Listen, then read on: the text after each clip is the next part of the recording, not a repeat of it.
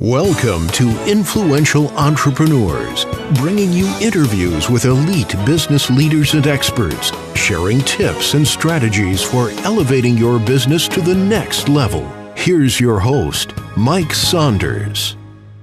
Hello and welcome to this episode of Influential Entrepreneurs. This is Mike Saunders, the Authority Positioning Coach, and today we have with us Nicole Holland, who is the founder of Interviews That Convert. Nicole, welcome to the program. Thank you so much, Mike. I'm thrilled to be here. Hey, so I love the name of your business, Interviews That Convert, because obviously we're talking about interviews, and what's the point, right? I mean, shouldn't we be doing things in our life personally and professionally for a specific purpose? Well, what is the purpose of being on an interview or interviewing someone is having some type of conversion. So talk to me a little bit about that premise behind Interviews That Convert. Absolutely. So I am a podcast host as well, and I've been podcasting for a couple of years. And right from the beginning, I was on Noteworthy, and I got a bit of press. And so I was getting a lot of pitches, and I was saying, oh, wow, these people are so amazing. And, of course, I'd have them on my show because, wow, I don't even know these people yet, and they're reaching out to me. And I was really honored. And what I would find is that a lot of the people I would have on my show that I didn't already have a relationship with or a connection with, they would come on my show and they were just not great guests, even though they had big names. And this, of course, isn't across the board, but right. They were really just out there looking for a platform and not a connection or a relationship, things like that, right? And so I started noticing the difference between guests who were really awesome to have on the show, that my audience loved, that I would get feedback about, that they would just say, oh my gosh, this person was amazing, and who I really enjoyed and wanted to build a relationship with, versus people who were just filling a spot that didn't really inspire my audience and really didn't inspire me. And so with that realization, I started sharing with people who I'd have on my show, hey, if you say something like this in this format rather than this format, you'll probably get better engagement from my audience and also for me, right? Right. And if you like with audio, as we were talking about before we started recording, if you do this with your mic instead of this, you'll get a better sound and things like that. So I was just sharing ideas, and I found that people were like, oh, this is amazing, and they're getting really great results. And then I was also a guest on shows, and I would find that I would test my hypotheses. So I would learn things that other people were doing, and I'd observe, and I'd go, oh, that's really interesting. I think that's going to get a better result than this. So let me try it. And so I was always looking at how can I improve conversion for my guests, and also how can I learn myself and teach my guests at that time. It was really all about my guests and my friends and just helping people to understand the nuance of podcasting and to be able to convert listeners to leads and hosts into raving fans. And so that was the premise of that. And I wound up launching a beta course to teach this, and that was called Interviews That Convert, because that was the point of the course. Yeah. And it's grown into a full business. I have a full service agency where we do podcast specific publicity for clients who are looking to reach more of their target buyers. And that's kind of where the name and the premise and everything came from. Yeah, it makes total sense, and I love how you were testing and researching and seeing what works for you in your own experience, your own business, not just going, this ought to work. So I think that is perfect. I want to ask you a couple specific questions about podcast opportunities for guests. Why should they do that? But I want to back up and talk about why podcasting, because I think that when you will talk about marketing to an entrepreneur, coach, consultant, business owner, and they go, wow, there's so many things I can be doing. I only have so many minutes to, a lot to marketing because there's so many things, so many hats they're wearing. Why should they choose podcasting? Great question. And I actually don't think most people should choose podcasting. I think you have to know yourself. You have to really know your message and what you want to share, your gifts, your value.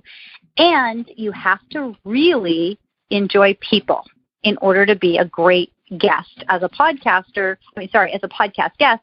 As a podcaster, you can do that as well by having your interview-based show if you really enjoy interacting with people, or if you're a great storyteller and you want to use podcasting as a host or as a podcaster and have a solo show, that's great too. But since I focus really on podcast guesting, the person who this is a fantastic platform for or strategy for, or tactic, is somebody who they get energized by conversation. They get energized by relationship. They have value and they're so excited to share it. And they're willing to put in the energy, the time, the resources to being really strategic with it. So anybody can be a guest on a show, and unfortunately there's a lot of people who are guests on shows that are very lackluster, right? Again, it goes back to the me, I'm just looking to get my name out and get my voice out to as many people as I can because it's all about me. But when you know your why and you know your message and you know who your ideal buyer is, you can get so specific through podcast guesting, because we have, podcasts are booming. It's no longer, the guy in the basement. It's becoming mainstream as a form of entertainment, education, and inspiration, right? It's on-demand content. Google now has a native app. People are all kinds of big media is getting into the game. So with a strategic plan, you can find your ideal buyers and really talk with them. And you can find those hosts who have aligned message and aligned values, who are attracting your buyers, and you can build a strategic partnership with them. There's just so much you can do from podcast guesting when you're willing to do either, you're willing to invest your resources, either money or time or energy, what have you, to really be clear on getting on the right shows. And then once you get the yes, you're also needing to invest time into the content. Like the host, you're busy. The host is essentially putting you on their platform that they've already built up the audience for, either sharing their authority platform with you. They're endorsing you essentially to have you there. And all you got to do is show up and talk for a half hour to an hour.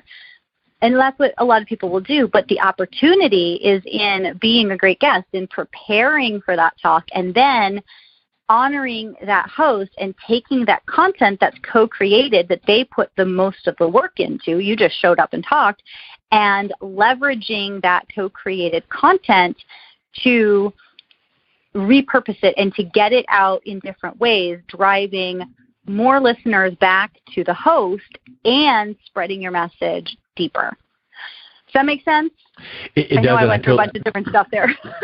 No, it's exactly what I was looking for, because I think too many people don't realize the strategy that goes behind it. It's just like www.getmeonpodcastshows.com. Right. Click, get me on there. When do I talk? Okay, I'm talking all about me.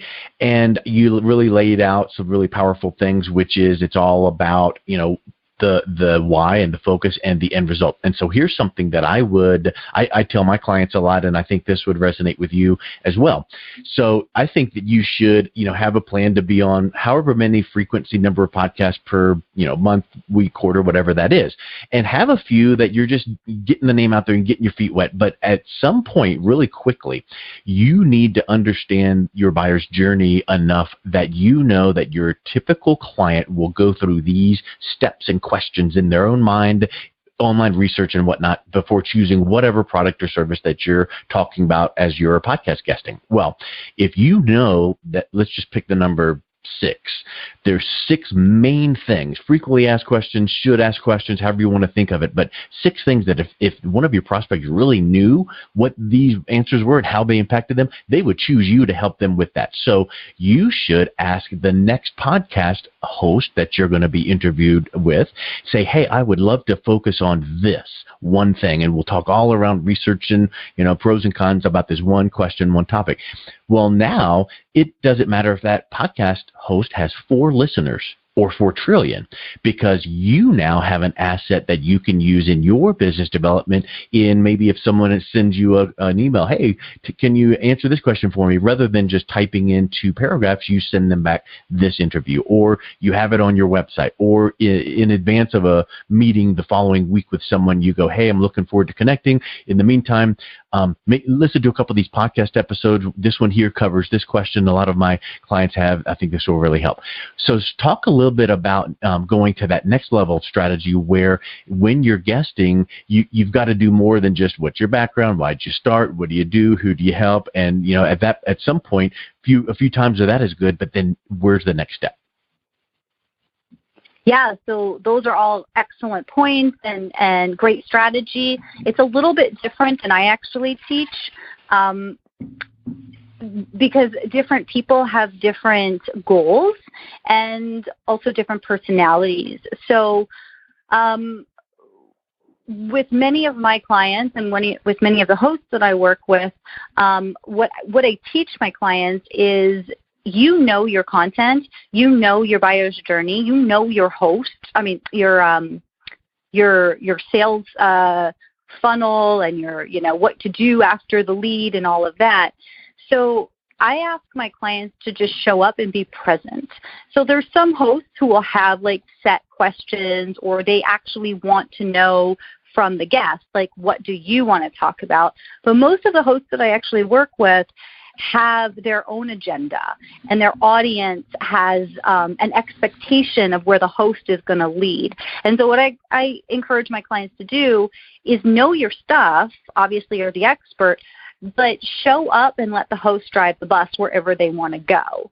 And when you're doing that, you actively attract the people who are going to be your right people, because they understand who you are. You're relatable. You're somebody who's speaking to their heart. And when you let your guard down and you're just willing to go wherever the host wants, really vulnerable experiences can happen. And that's the magic that really, everybody's different, right? Some people are listening to shows specifically to find out, who do I want to hire? I've got this problem, I want to solve it, and who do I want to hire? But a lot of times people listen to shows because they love the host, and they love the energy, and they love the flow, and so they're loyal listeners. So it's not really about who the guest is on the show. It's more about the show itself. And so I definitely do recommend that at the end of the show, when given the opportunity to share a next step, not only recommend, I require, that my clients have a specific place to send the listener, depending on what they want that next action to be. So, for example, I'm going to do the opposite of what I teach for the most part at the end of our interview, because my goal is not to get listeners into a funnel. My goal is to find out who had a specific experience with me that they resonated, and what was their takeaway. I want to actually get into conversation with the listeners who connect. But what I normally recommend for people, especially when they're just starting out, is to create a juicy piece of content that's a lead magnet, we could say, or, if they have a book and they want to share their book, or if they really want to get ninja, they can do a quick video after the interview to say, to continue the conversation of what they talked about with the host, that's just for that audience, and put it up on a landing page so that the audience is more connected to the content that they were sharing. Does that make sense? Yeah, it does. And you make a really good point about having that end goal. What's the point of just talking about the weather when you really do want to develop something, either, hey, free consultation on the phone, or download my entire book or this course. So my question with that would be, what is a technique or tactic or two that you train your clients on, that when you're letting the flow of the interview go, and at some point, if you know that, the host has told you we like to keep these to about 20 minutes, 30, 40, whatever, and you start going, okay, the plane's starting to land here, the landing gear coming out. How do you smoothly, like you say, ninja, transition into, oh, you know what, a lot of my, whatever. How do you get that offer out there without it feeling like it's a total 180 and you're talking about one thing and then buy my stuff? I love that you asked that. Love that you asked that. Okay. So this goes into your planning. So before you even get on the show, or before you even pitch the show, you want to make sure, first of all, that you know what to expect with the host and that they're going to set you up well. You want to be positioned like a rock star. And if you're not going to get that, then it's probably not a show that you should look at. I make sure that all of my clients, when they're preparing for interviews, they have to listen to and really believe that the show deserves a 5-star rating and review, and then leave one for the podcast guest. Because if you don't believe that it's a 5-star show, you shouldn't be on it. That's my position on that. And when you believe it's a 5-star show, you have to know why you think it's a 5-star show. Is it because the host is such a great interviewer? Is it because you have something similar in common? Is it because you have the same values, what have you? When you understand who the host is and what they're looking for in their guests, you can, and again, you know what that end goal is, what that call to action will be. You can weave it in where there's opportunity. So you don't have to wait till the end. So an example of that, let's say, now I wish I had a special page with a special giveaway, but I don't. So I'm just going to say, okay, we're talking, Mike, and you've asked me about something, and I'm talking on a point, and I'm actually going to say, because we're only limited to 20 minutes, and I want to make sure that we get everything you want to get out of this call for your listeners. But I will say that I have a great resource on that, and so at the end, when you guys are done listening, if you want to go to myurl.com/special short code, I'm going to actually put it there just for the listeners of this show so you can continue learning about this. But to answer your question, Mike, right, go into that, and then you're moving it on. And so that can even be early in the conversation. If it's at the end, same kind of thing. You just blatantly say, listen, you have to be sincere too. I really enjoyed this conversation. I'm so appreciative of the listeners that are here. I hope you guys got great value out of it. And I want to make sure that I don't leave you high and dry. So if you go to myurl.com/special code, I have put there blah, blah, blah, blah, blah. Now, one of the things is I always tell my clients, you do not sell from a podcast. You do not sell from an interview. You engage from an interview. You want to turn listeners into leads, not customers, not clients. There has to be an in-between step. Unless you're going on podcasts that are specifically to sell. Some podcasts, like I was on my buddy Michael Neely, he's got a show called Buy This, Not That, and it is literally to pitch your services. With that in mind, then yes. Yeah, they expect it because that's what they're tuning in for. And I think that goes in line with the strategy you discussed earlier. So if you know that that's what you're on there to do, by all means, be like, show up, do what you meant to do. But for most podcasts, especially for entrepreneurs who sell high ticket, who sell consultancy, who sell things that you have to have a conversation or you have to have a little bit more interaction in order for the potential client or customer to know, like, and trust you, you want to give them value, continue the value, get them into your nurture sequence, etc. Does that answer the question? Yeah, it totally does. And it kind of would be, I would say, it's kind of like the old marketing cliche, just test it. Well, how, is this going to work? Well, we don't know. Let's just test it, because it is going to be different on each one. You're going to, if out of 10 shows you guest on, 5 of them might be one way, 5 might be the other, and there might be a handful in between that were a little hybrid of the two, as far as, don't pitch anything. Or this is a pitch show, so tell me what you want to pitch. So I think that it is kind of like reading your, feeling your way through it, just like you were saying, to just kind of lead from the heart and have a conversation and treat it like a mastermind brainstorming session.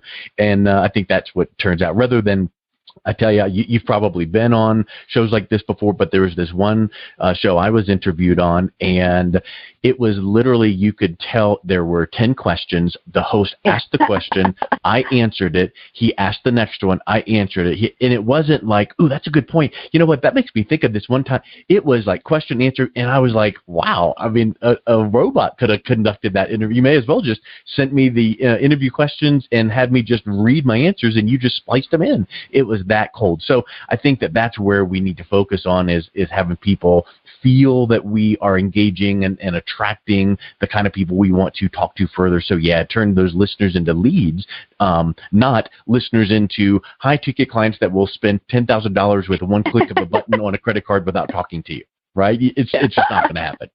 So with that thought in mind, what's the best next step for our listeners to reach out and connect with you if they have questions or would like to learn about becoming guests on podcasts? Yeah, definitely. And thank you for the opportunity to share that. And there's so much more I would love to share. I could totally geek out on this for hours and hours. But if you are listening and my message resonates and you'd like to connect for any reason, like I said before, I love to hear takeaways. I love to just be in contact with people because I like the real relationship. You can go to interviewsthatconvert.com. At the moment, my site is down because we're going through a rebrand and we're going to be doing some really cool stuff, but it's just not there yet. But even if you go there, there are buttons so you can either email me personally, you can connect with me on Facebook Messenger, you can tweet me, whatever. I love to hear from people. So the best way, interviewsthatconvert.com, and reach out and have a real conversation with me. Excellent. Well, Nicole, thank you so much for chatting today. It was great to get to know you and your strategies behind podcast guesting. Thank you so much.